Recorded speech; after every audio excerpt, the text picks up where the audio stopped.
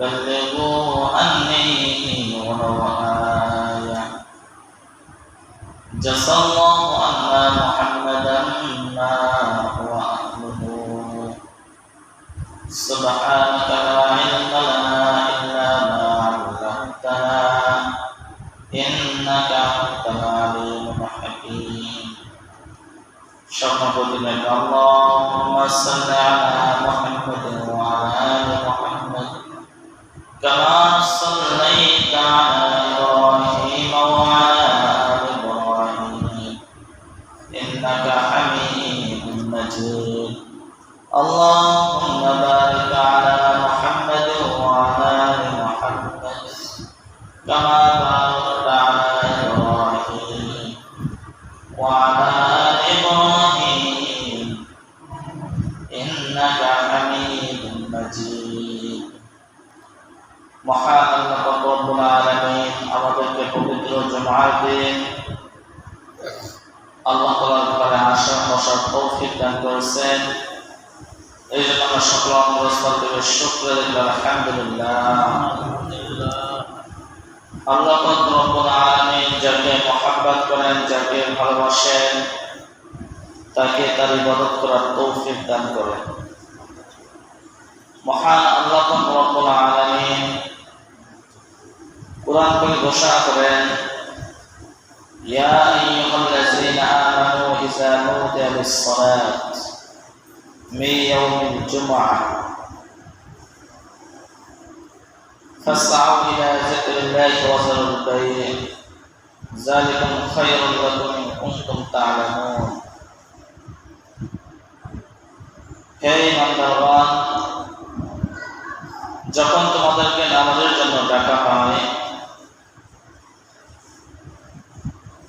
জুমার দিন তোমাদের যখন নাকি নামাজের জন্য ডাকা হয়, তোমরা দুনিয়ার কাজকর্ম বাদ দিয়ে নামাজের দিকে চলে আসো, নামাজের জন্য চলে আসো। তাহলে ফায়দা হবে কি? তোমরা যদি নামাজের দিকে চলে আসো, আমি আল্লাহ রব্বুল আলামিন তোমাদের সমস্ত কাজকর্মে বরকত দান করব। সুবহানাল্লাহ। এরপর আল্লাহ রব্বুল আলামিন বলতেছেন, কুনতুম তা'লামুন, যদি ভালোটা তোমরা জানতা তবে অবশ্যই তোমরা নামাজের দিকে চলে আসতা।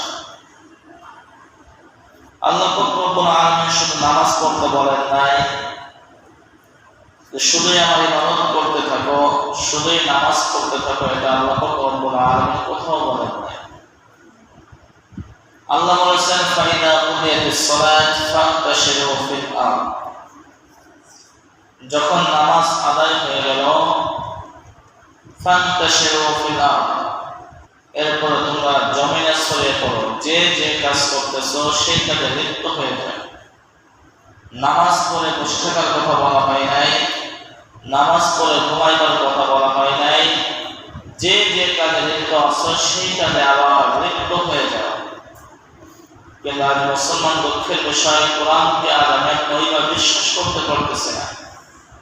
কোরআনের ভিতরে যে সমস্ত বরকত রয়েছে, বরকতকে আজ আমি বিশ্বাস করতে পারতেছি না।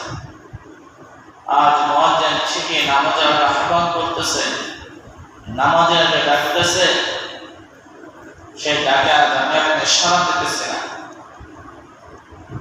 প্রত্যেক চেয়ারম্যান একজন ঘোষণাকারী থাকে, চেয়ারম্যান যদি একটা কথা বলে সেই নামটা যদি একজন অটোনম করে দেয়,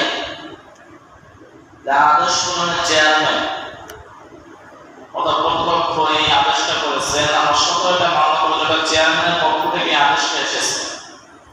হতে পারে মসজিদের মুয়াজ্জিন খুবই ছোট, এলেম নাই, কোনো জ্ঞান নাই, কিন্তু মুয়াজ্জিন যে কথাটি বলতেছে যে নামাজের দিকে আসো, তোমার কল্যাণের দিকে আসো, আল্লাহু আকবার, আল্লাহ সবচেয়ে বড়, এই যে কথাটা তিনি বলতেছেন মুয়াজ্জিন, এই কথাটা কার?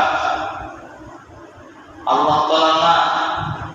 তা সে আল্লাহ তাআলার কথাকে তিনি শুধু ইলান করতেছেন। আজ আমার ইমান দুর্বল থাকার কারণে আজ আমি আপনি মসজিদে আসতে পারতেছি না। মুয়াজ্জিন ঠিকই 5 বেলায় ডাকতেছে, আজানও কানে যাইতেছে, কিন্তু মসজিদে এসে নামাজ পড়বো, সেই নামাজ পড়ার সময়টুকু আমি আপনি পাইতেছি না। এই জন্য আল্লাহ রাসূল সাল্লাল্লাহু আলাইহি ওয়াসাল্লাম বলেন, আমি যখন নাকি জাহান্নামের ভিতরে যাইতেছি, জাহান্নাম আমাকে দেখানো হলো, একদম লোককে দেখি রক্তের সাগরে হাবুডুবু খাইতেছে। তারা সাঁতার কাটতে কাটতে কিনারায় যখন নাকি আসে, আবার একদল ফেরেশতা কিছু পাথর হাতে নিয়ে পাথর দিয়ে তাদের মাথায় আঘাত করতেছে, মাথাটা চিহ্ন বিচ্ছিন্ন হয়ে যাইতেছে, আবার তারা মাঝখানে চলে যাইতেছে, আবারও কিনারায় আসতেছে, আবারও পাথর দিয়ে আঘাত করা হইতেছে, এবং কিয়ামত পর্যন্ত চলতে থাকবে। রাসূল বললেন, ও আমার সাহাবারা, জানো ওই সমস্ত লোকরা? সাহাবা, ইয়া রাসূলুল্লাহ, আপনি ভালো জানেন এবং আল্লাহ তাআলা ভালো জানেন। ওই সমস্ত লোক হলো তারা যারা নাকি মসজিদে মুয়াজ্জিন আযান দিতেছে, আযান কানে যাইতেছে, কিন্তু মসজিদে এসে নামাজ পড়তেছে না।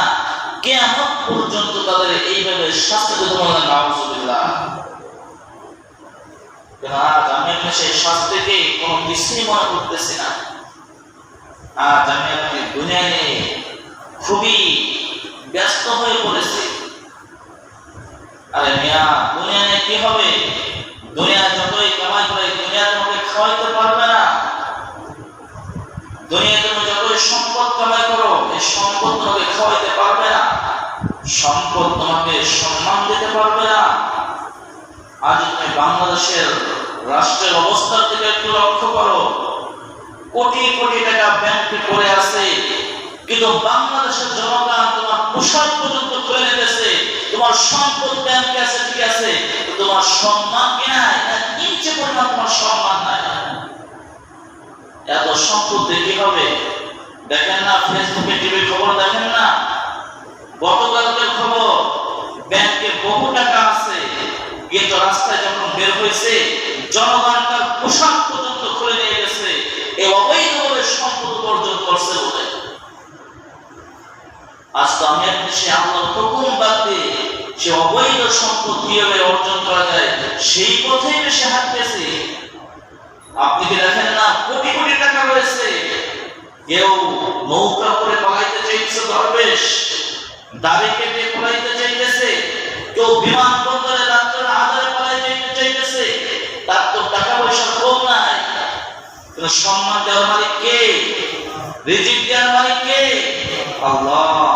এদিকে একটু চিন্তা করতে হবে যে টাকা মানুষকে খাওয়াইতে পারে না, সম্পদ মানুষকে সম্মান দিতে পারে না।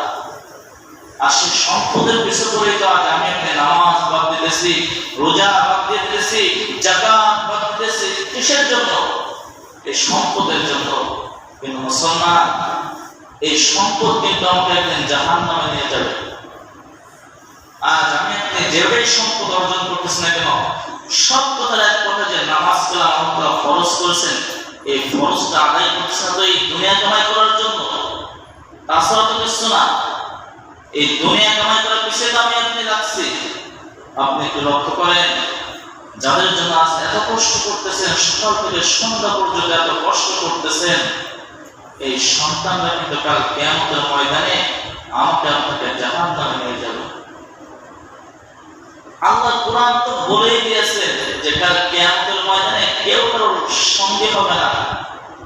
আর সেই দুনিয়ার বাস্তবতা দেখেন, সরকার চলে গিয়েছে ভারতে, কোন নেতার খোঁজ খবর নিয়েছে?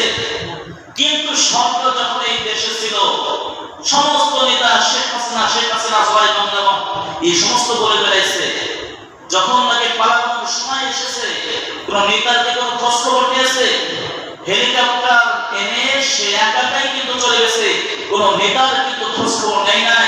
কিন্তু সেই নেতারাই কিন্তু শেখ হাসিনার পিতামাতা যেভাবে গর্ব করতেন, দরকার ছিল শেখ হাসিনা যেমন একটা হেলিকপ্টার করে গিয়েছে, প্রত্যেকটা নেতার জন্য একটা হেলিকপ্টার বরাদ্দ করার দরকার ছিল। করছে নাকি? ঠিক মুসলমানকে তদ্রুপ কাল কিয়ামতের ময়দানে আপনার হিসাবটা আপনার কাছ থেকে নেওয়া হবে। আপনি বলবেন আমার সন্তানাদের বেশি ছিল, এই জন্য আমরা নামাজ কালাম পড়তে পারিনি। আমার তুমি অনেক জমি ছিল, এই জমি খেত খামার করতে গিয়ে নামাজ কালাম পড়তে নেই। আল্লাহ তাআলা কিন্তু শুনবেন না, আপনার হিসাব আপনার কাছ থেকে নেবেন। নামাজ পড়বো তো ইনশাআল্লাহ। জুমার দিন একটু আগে আসার চেষ্টা করবেন ইনশাআল্লাহ। কার কোন কথায় হিদায়াত পেয়ে যাবেন এটা কেউ বলতে পারে না, কেউ বলতে পারে নাকি? এজন্য আগে আসবেন, কিছু দিনই কথা যদি শোনেন কোন কথার মধ্যে আপনি হিদায়াত পেয়ে যাবেন এটা কেউ বলতে পারে না। এজন্য আগে আসবো ইনশাআল্লাহ।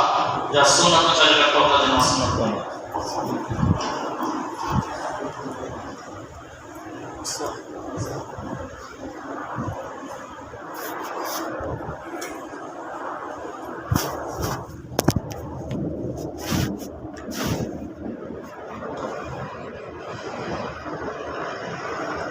الله عليه وسلم بلغوا عني ولو آية جزى الله عنا محمدا ما هو أهله سبحانك لا علم لنا إلا ما علمتنا إنك أنت